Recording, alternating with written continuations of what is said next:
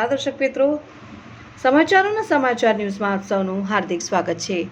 પંચમહાલના વેજલપુર પાસે એક હોટલમાં ગુજરાત પત્રકાર એકતા પરિષદનું દ્વિતીય અધિવેશન યોજાયું।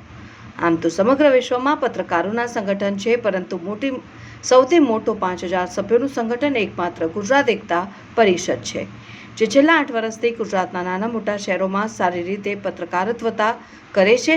તેમના માટે આ સંગઠન મજબૂતાઈથી કામ કરી રહ્યું છે। 2017માં ભાવનગરના સલીમ બાવાણી નામના પત્રકારે પ્રથમવાર વોટ્સએપ પર ગ્રુપ બનાવી 800 જેટલા સભ્યો બનાવ્યા હતા, જે બાદ સંગઠનનો વ્યાપ વધતો ગયો અને આજે સંગઠનમાં 5000 કરતાં વધુ સભ્યો છે।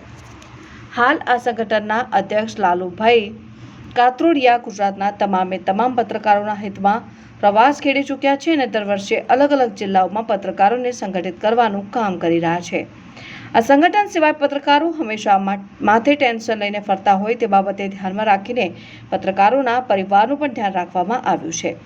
આ સંગઠન દ્વારા પત્રકારો માટે 10 લાખ સુધીનો વીમો મફત ઉતારવાનું પણ કામ શરૂ થયું છે। ફક્ત અકસ્માતમાં મૃત્યુ પામનાર માટે જ નહીં, પરંતુ જેમને પોતાનો અંગ ગુમાવ્યો હોય અથવા નાની મોટી ઈજા થઈ હોય તેવા લોકોને પણ આ સંગઠન દ્વારા મદદ કરવામાં આવશે, તેવું લાલુભાઈ કાતરોડિયા અધિવેશનમાં જણાવ્યું હતું। આ અધિવેશનમાં પંચમહાલ જિલ્લાના પત્રકારો સિવાય ગુજરાતમાંથી પણ પત્રકારો ઉપસ્થિત રહ્યા હતા। તેના સિવાય પંચમહાલના જાણીતા આગેવાનો, ગુરુ ગોવિંદસિંહ યુનિવર્સિટીના ચાન્સેલર, વેપારીઓ, ઉદ્યોગપતિઓ અને સેવાભાવી સંસ્થાઓના આગેવાનો અને દાતાઓ પણ ખાસ ઉપસ્થિત રહ્યા હતા। આ પત્રકાર સંગઠનના કાર્યક્રમમાં ગોધરાના ગુરુ ગોવિંદ યુનિવર્સિટીના ચાન્સેલર, પ્રસિદ્ધ મહિલા ગાયક કલાકાર, નગરપાલિકામાં ચૂંટાયેલા મહિલા ઉમેદવાર અને ગુજરાત હોસ્પિટલના ડોક્ટર તેમજ અન્ય સેવાકીય સંસ્થાઓ સાથે જોડાયેલા લોકોનું સન્માન કરવામાં આવ્યું હતું। વધુમાં ગુજરાત પત્રકાર એકતા પરિષદના અધ્યક્ષે જણાવ્યું હતું કે અમારા સંગઠનમાં કોઈ એવો પત્રકાર તમે નથી લેતા જે બ્લેકમેકર હોય, જે ભલે સાચો પત્રકાર હોય છતાં પણ સમાજમાં લોકોને દમદાટી આપી પૈસા પડાવતો હોય અથવા પત્રકારોનું નામ ખરાબ કરતો હોય તેવા પત્રકારોને અમારા સંગઠનમાં અમે સભ્ય બનાવતા નથી, જે એક સારી બાબત કહેવાય। પરંતુ અહીં સવાલ ઊભો થાય છે કે જિલ્લાના પત્રકારોની ખબર જિલ્લા પ્રમુખને હોય તો જિલ્લા પ્રમુખે એ બાબતનું ચોક્કસ ધ્યાન રાખવું જોઈએ કે તેઓ લોકો જે સંગઠન બનાવ્યું છે તેમાં તમામ પત્રકારો વ્યવસ્થિત છે કે કેમ અને સંગઠનમાં સભ્ય બનવા લાયક છે કે કેમ તેની પણ ખરાઈ કરવી જોઈએ। તેઓ આ કાર્યક્રમમાં ઉપસ્થિત કેટલાક પત્રકારો એકબીજા સાથે ચર્ચા કરતા હતા, જેના પર જિલ્લા પ્રમુખે ધ્યાન આપવું જરૂરી છે। અત્યારે તો આભાર આપણા યુવાનો, વડીલો, બહેનો આ બધાનો હું આભાર માનીશ, કારણ કે આપણે ક્રાંતિકારી યોદ્ધા જે એમને ખોટી રીતે ફસાવીને ખોટા પુરાવા ઉભા કરીને અત્યારે જે 7 વર્ષની જે સજા મનસ્વી રીતે જે અત્યારે જે ફરવાઈ ગઈ છે એના સમર્થનમાં આજે અમે નસવાડી વિધાનસભાના તમામ કાર્યકરો, તમામ આદિવાસીઓ અમે ભેગા થઈને આજે ચેતરભાઈને સમર્થન આપીએ છીએ।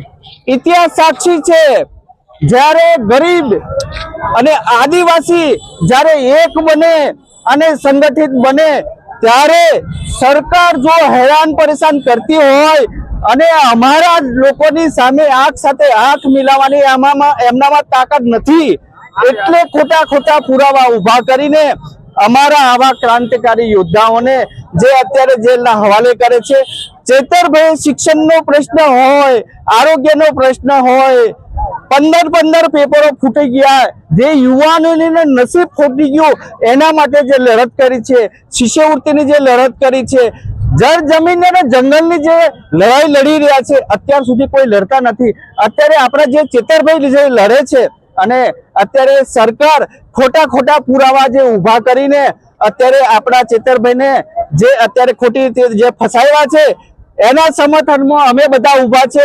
એક ચેતરભાઈ નહીં, આપણે લાખો ચેતરભાઈ આપણે તૈયાર થાવ, કારણ કે જો આપણે એક નહીં બનીએ તો આ સરકાર આપણને જીવવા નહીં દે અને જે જંગલોમાં આપણે જે રહીએ છીએ જંગલોમાં પણ આપણને તગડી મૂકશે।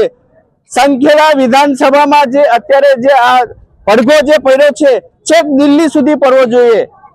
છોટાઉદેપુર જિલ્લા સંગઠન મંત્રી એડવોકેટ રંજનભાઈ મસીહા અને આદિવાસીઓના લોકલાડીના ધારાસભ્ય ચૈત્ર વસાવા સાહેબ, જેઓને 2023માં જે ગુનો થયેલો હતો એ ઉપજાવી કાઢીને ગુનો બનાવેલો હતો, એની સજાના ભાગરૂપે નામદાર કોર્ટ રાજપીપળાએ ઉપરા છાપરી કેસ ચલાવીને એમને 7 વર્ષની જે સખતમાં સખત કેદની સજા ફટકારી છે એ તદ્દન ગેરવાજબી છે. એ વસ્તુ ભાજપ પ્રેરિત હતું.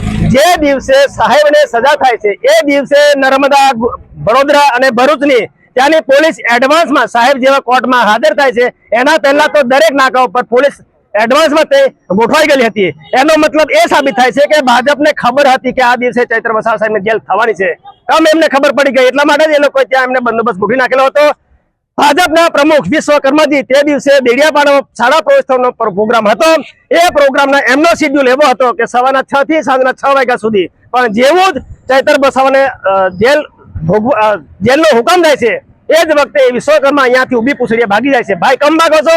આદિવાસીને એક બાજુ તમારે સજા કરાવી છે અને બીજી બાજુ તમારે તમારો પ્રોગ્રામ છોડીને ભાગી જવું છે. એ વસ્તુ બિલકુલ વ્યાજબી વાત નથી. અમે તમને ચેલેન્જ ફેંકીએ છીએ કે આવનારા દિવસોમાં ગાંધીનગરમાં ડીજી સાહેબને અમારી એક વિનંતી છે કે તમારે જે લોકોને 10-10 વર્ષ, 12-12 વર્ષ, 15-15 વર્ષ સુધીના જે રેપના અને બળાત્કારના કેસો ચાલ્યા છે એ લોકોને અત્યાર સુધીમાં કેસ ફાઇલે થયો નથી. ચૈતર સાહેબ તો માન 3 વર્ષ થાય છે, તો એ કેટલું ગેરવ્યાજબી છે. અને રાજપીપળા જે પીઆઈ છે એમને પીઆઈ ની ડ્યુટી કેટલી હોય કે ઓનલી ફોર 3 વર્ષ હોતી હોય છે, પણ એને 3 વર્ષ કરતા પણ વધારે સમય થઈ ગયો છે. આ બે વસ્તુ માટે અમે આરટીઆઈ કરીને માહિતી માંગવાની છે. જો તેમ કરીને એ લોકો આનો અમને ઉકેલ નહીં આપે તો આવનાર દિવસોમાં અમારે ઉગ્ર આંદોલન કરવાની ફરજ પડશે. એના માટે જવાબદાર ભાજપ સરકાર છે. હું નાનુભાઈ ભીલ, સંખેડા વિધાનસભા પ્રમુખ.